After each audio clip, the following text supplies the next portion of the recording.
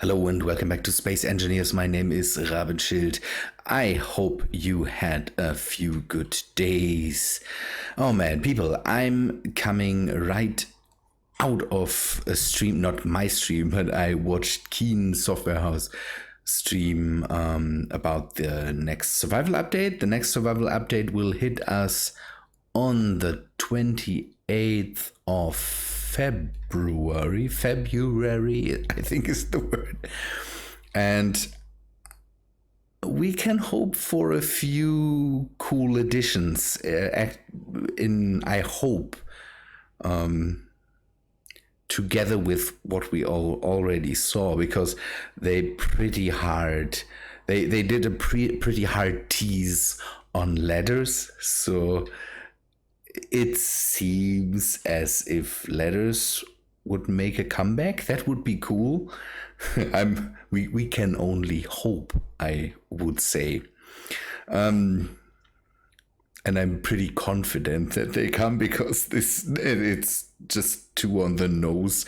They brought out an old video on their channel with the old ladders and the engineer climbing up the ladders, and that's pretty on the nose, I would say. So I'm confident that this will happen. Good people. Back to our world here. After the last video, there were some good things about the survival, and people had some, or the new survival update, people had some some things to say about it, and also some there seems to be still a few issues with it. Hope this is all fixable and this will all be fixed in the next update. Again, 28th of February, that should be the day, or it is the day. And they announced Space Engineers will basically come out of early access. What they said is that there's not this, it will leave early access, and they will have a foundation that they can build on. There was all the talks about, no, they will not abandon the game and all that stuff. I can only say that's that gives me hope. We will see what comes. Merrick Rosa had some additional ideas for everything. I hope we will really see some of the stuff he talked about, and not, let's say, not too far in the future. I said that if Merrick Rosa says anything, people will immediately assume this comes, and they immediately start on saying, when do we get that? And next week confirmed for the next update or whatsoever. I hope it's not too far in the future. Let us say it that way. Good. But now back to the world, because I did some work. I had to grab the ships and bring them out of the hangar. The ship started to wobble, and I don't know why. So this thing went really, really hard, even when it was the piston was pulled in. So the subgrids are definitely not safe. Maybe I need to put an additional landing gear in there to hold the ship. That would also give me the option, and that's one thing we talked about in the comments and all that, or on the Discord. I think in the comments we talked about that I'm so unprepared that I completely forgot to whom I talked about that. But the idea was to maybe have, instead of a connector there, have a landing gear there. The idea is good. Now the ships both have the connectors on top, but again, the argument for if you have just a landing gear there, then you could also park things in there that don't have connectors on the top. And now I might have to put in the ideas idea anyways, because it seems that the connector connection is just not enough. A landing gear, it seems, does work a lot better when it comes to things attached to subgrids. Problem is that it seems to wobble in the head of so the whole piston head starts to wobble. I can't really say how we could solve that. I will try the mechanism with the landing gear. I don't know. Maybe it's the weight of the whole thing and the thrusters. The problem is we can't, or the thrusters definitely make a difference when I turn them off, because then the ship just hangs there. Big problem with that is if we turn off the thrusters while in transit, while flying the ship or the station, yeah, we run into the issues that the whole big grid just sinks. And with this, I didn't have it while the ship was in the hangar, but as soon as I brought it out, because I wanted to grab an unknown signal, then it started to wobble. Good. But the bigger part is, let's go over here. I did something with this ship, and maybe the additions of cameras tells some of you what I did, but we will come back to this because this is just too nice. And monitors or LCDs, you can see that I'm teased, and now I will go and do something else because this is just too brilliant. And I did this.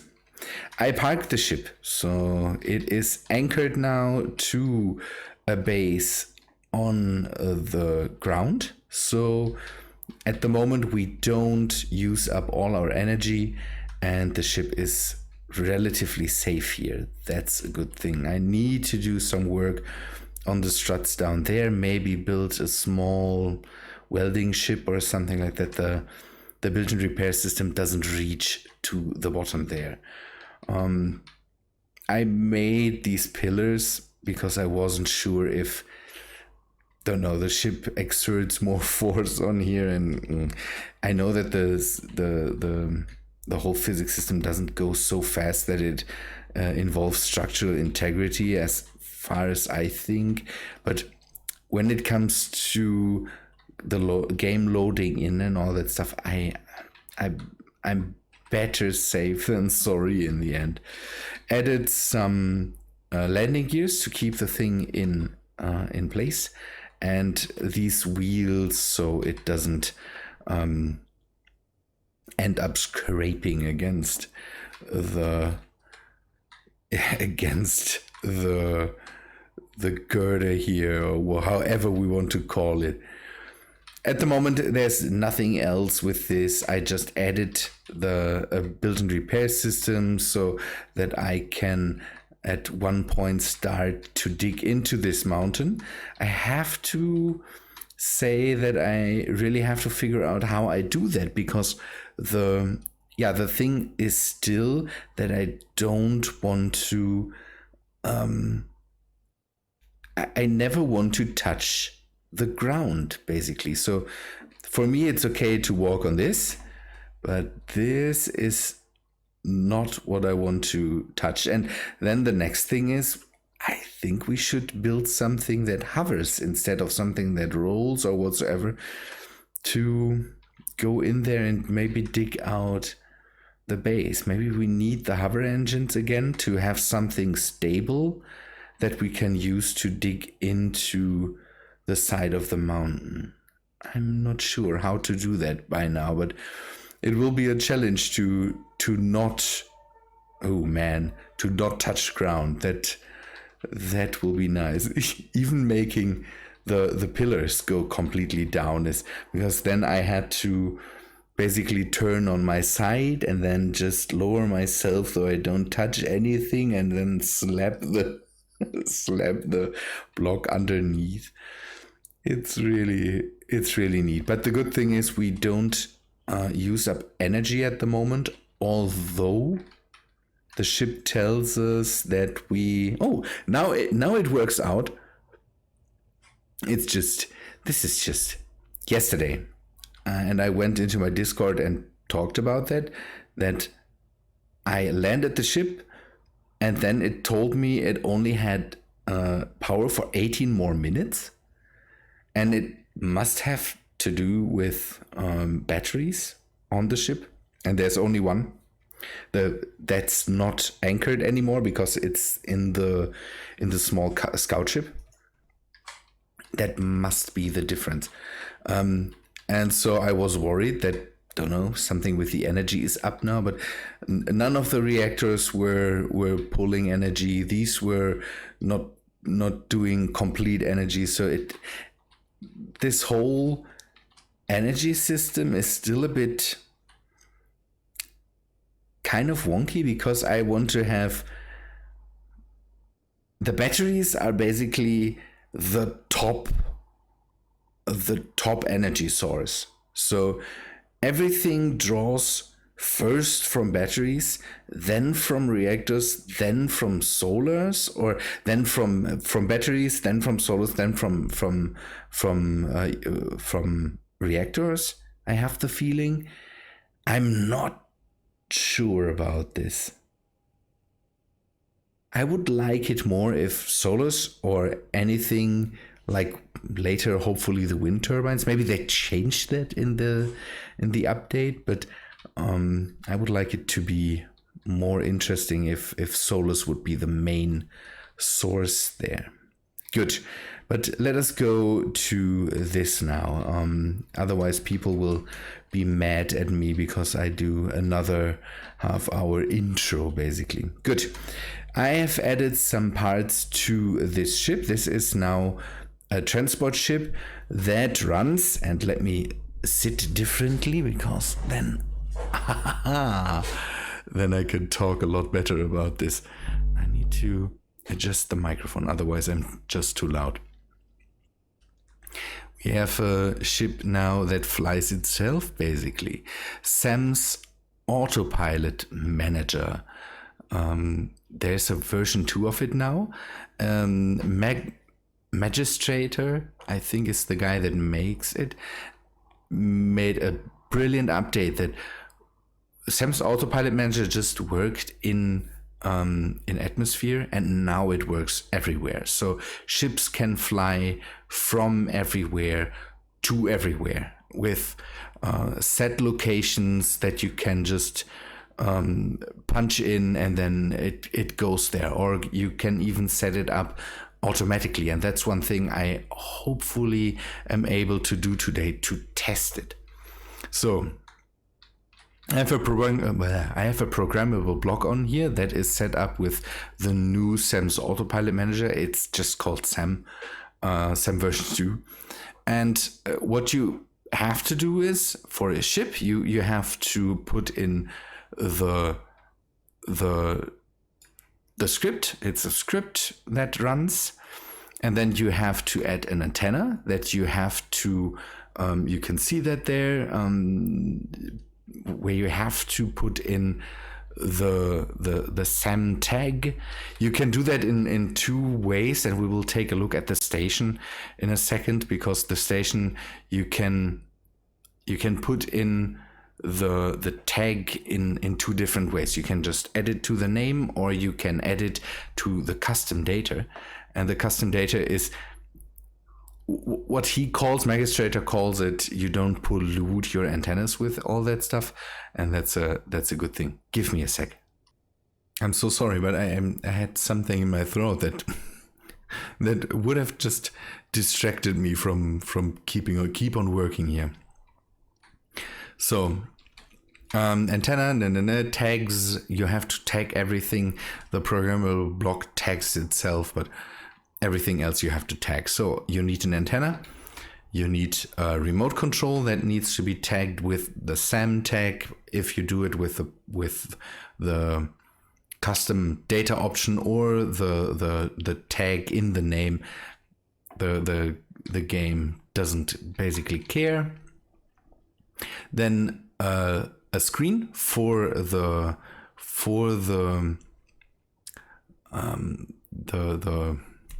script to basically appear on. So this is an option screen. We will take a look at that. And this is a lock screen. So this gets tagged SAM. This gets tagged SAM log, I think. And then you can see what's happening with the you see it. It's a logger basically. For ship, that's everything that you need. Oh no. Very, very important for, I think, not ray tracing. How's it? Ray casting, I think it is, not ray tracing. You need antennas. Come on, stay focused. You need cameras. Cameras to the bottom, to the front, to the top. It says that's all you need. I have added some to the sides and to the back as well. Best to place at the edges of your ship. So this should be the object that sticks out the most, basically. Otherwise it could end up running into something, because these control the orientation of the ship, and is there something in the close vicinity that it needs to navigate around? Because what it does, it again, and that's one thing that the autopilot in Space Engineers itself doesn't do anymore, it avoids collisions. It avoids collisions. That's amazing. Good. Let us sit down for a moment just to take a look. We can't see it really well. I hope that's okay for you, because it's this is how that works. I have set it up. There's certain commands you can give via the run command on the programmable block. You have to set that up. I will not go into details. I will link the mod in the description, and then you can read it up. You can change the screen from a setup screen to the navigation screen itself, and then I hope you can see the arrow there. Sorry for having the cockpit there. You can give me a sec. We make it easy on us. We disconnect from the station, go a bit up, and then we can just go into this. It doesn't get better. Come on. I can't. Sorry, I can't change that. If I would have to do a tutorial, I would do it differently. But you can change the destination you want to go to with the arrow, basically, and then you can just start towards it. This is the large grid. That is the ship we just started from, and we can start the navigation, and then the ship just goes to where you want it to be. It brakes, and then in the end it locks. So it takes a while. It's approaching relatively careful. Someone I think on the mods page itself said it lands better than pilots. It does, definitely. And it just navigates you there. The cool thing is it does that to basically all connected stations, and we will take a look at that in a second. So you can even run timer blocks, and that's one thing I definitely want to set up for an automatic transport. You can set up timer blocks that start up when the ship has docked, and then you can just tell it to fly to the next station, and the ship picks up the stations when they are close by, and that works in this way. So on this station we have another programmable block. There's, by the way, no timer blocks needed for the program itself, now that the timer blocks can run themselves. the station needs a connector. Oh yeah, a connector is needed for the ship too. So a connector, it needs to be set to the SAM tag, but nothing else. For the station, you want to do something different. Give me a sec.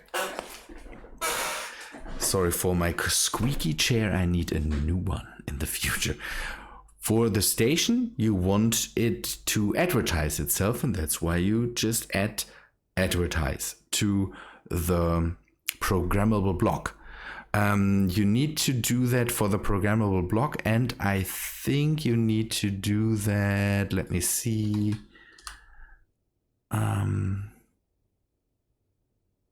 You need to do that. No, you don't need to do that for the connector. So this connector has its name overwritten. You don't need to do that. So this is not needed. You just advertise it as SAM. Programmable block, again, SAM advertise. That's what you need to do. And then you need to connect an antenna to it.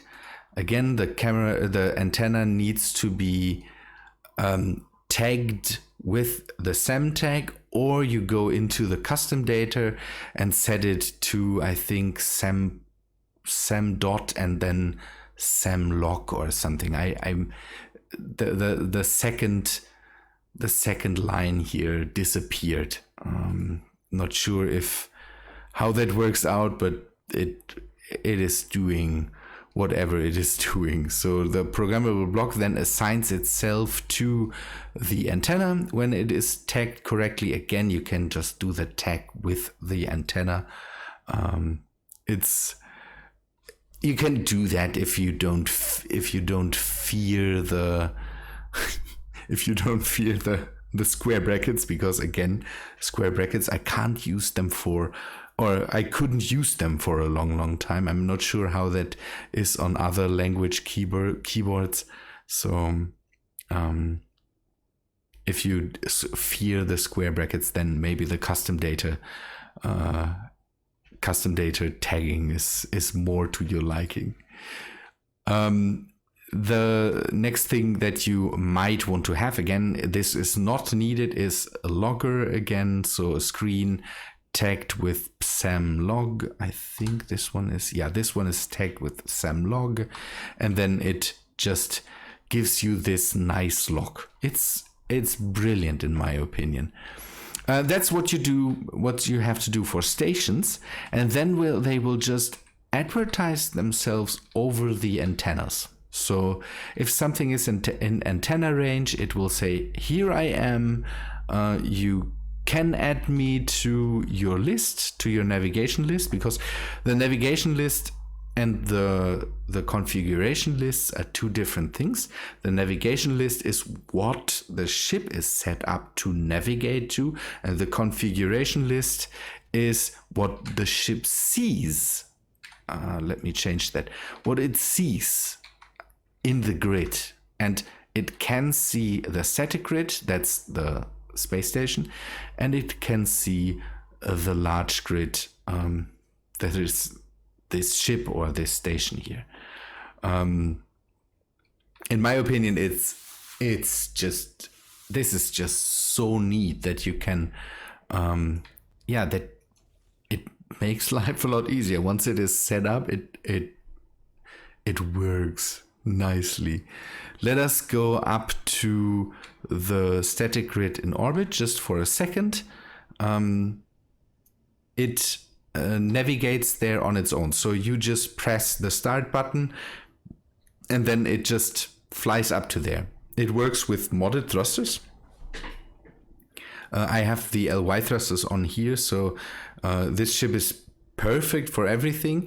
The cool thing is it prioritizes thrusters, so it will change thruster use with the surrounding elements. Basically, if you're in planetary atmosphere, it will use the atmospheric thrusters over, I think, the hydrogen thrusters, and then once the atmospherics give out, basically it adds the hydrogen thrusters to it, and in space it prioritizes the ion thrusters, all this stuff.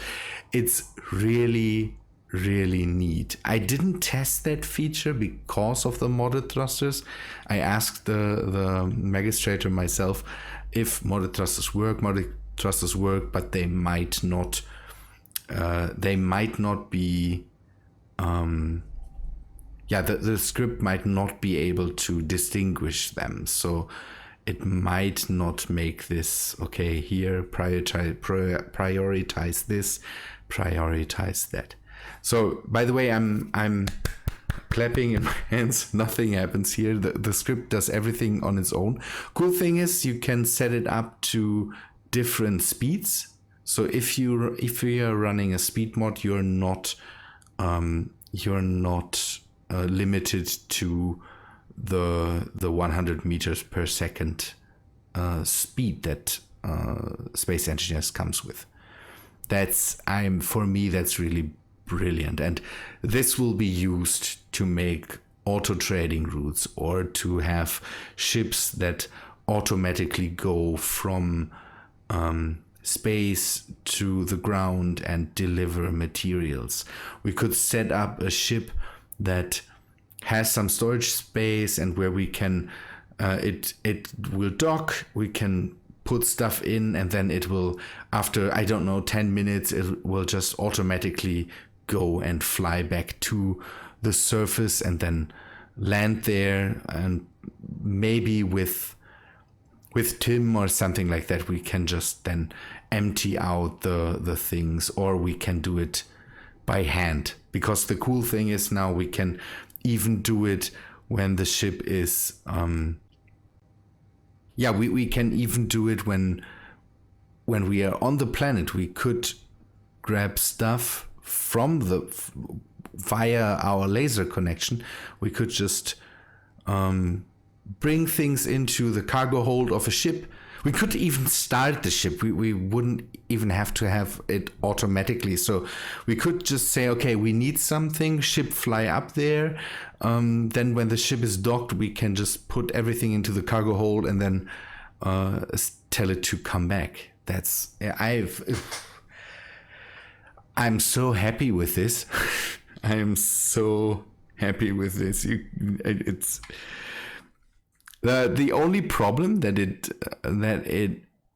does, and I'm not sure if that's on my camera usage or on the thrusters or on the station is very, very close to planetary gravity. So as long as the ship is in planetary gravity, it will try to keep level.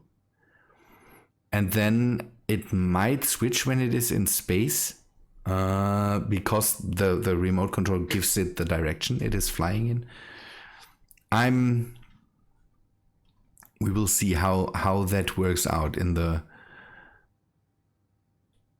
So now the ship is coming in to land. You can see that there's the station. It turns weirdly because, again, it's starting to turn now into the connector. It knows where the connector is because the station advertises it and says, okay, here is the connector. And then it does this. It comes in. It might be because of the cameras, maybe because it has cameras now everywhere. And then it starts to rotate until it loses all its speed. Take a look at the speedometer down there. Once it goes under a certain limit, it stops and then rights itself. So no, now it stops, rights itself, and it connects up. Boom, connected. This is so cool. This is really, really cool. That's what I want. Definitely want. Did some work here, by the way. So we will go down again, and it's so nice. It's so nice. Yeah, again, one of the next plans will be to build an automatic system that just travels back and forth, or something, or a ship that can go up, and we don't have to use this anymore to fly cargo. I'm not sure. Maybe we would just outfit this ship with everything, or we build something completely new to do the job. I'm not sure. We will go back to the large grid, and I will meet you down there. This is so neat. Completely hands off. I don't need to do anything here. It again, it takes a look around. It tries to stay away from everything.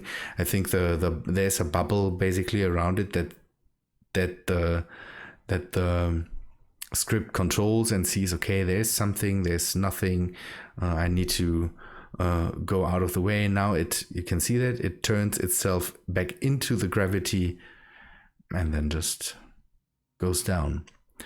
And the cool thing with it is it even works, as far as I saw it, for moving ships. So as long as the ship knows or can get in contact with the advertising station or the advertising ship, it seems to work. So it even worked with the ship flying just over the planetary surface. So it works for ships too. That's really, really neat. My idea to have something flying around in the fleet to maybe reload ammunition, to load new uranium into the different ships. This way, it definitely makes sense. We definitely could do that now. So that's a really, really, really cool thing. Okay, I will meet you back at the surface. This whole thing gives us the option now to also think about having mining machines on the surface of the planet that maybe can mine out an area, or not mine out an area, but can mine in an area, and then we can have ships that automatically go there, grab whatever is in them, and bring it back to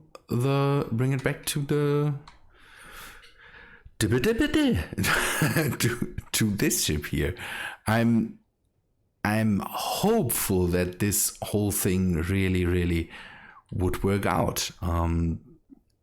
All options for the future. That's the good thing. This gives us really something to do. Even when the survival update hits us. I'm not sure yet what to do. If I want to start a new world, or just implement the stuff we have.